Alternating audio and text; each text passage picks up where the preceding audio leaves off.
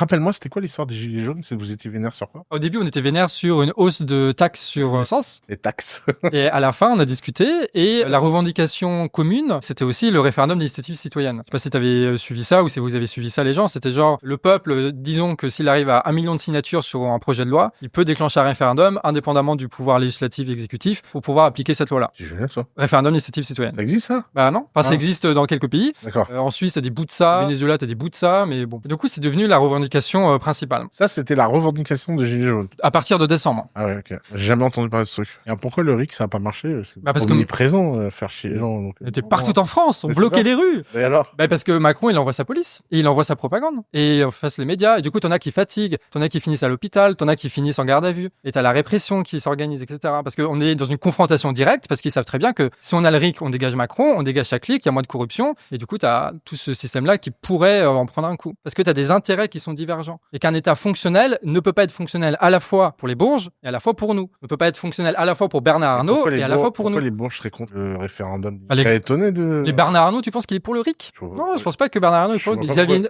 Pourquoi ils font pas campagne dans leurs médias pour le RIC? Pourquoi ils ont fait campagne contre nous? Pourquoi toutes leurs actions publiques vont contre ça? Peut-être casser leurs pauvres magasins, donc... Non, mais ils s'en foutent des pauvres magasins.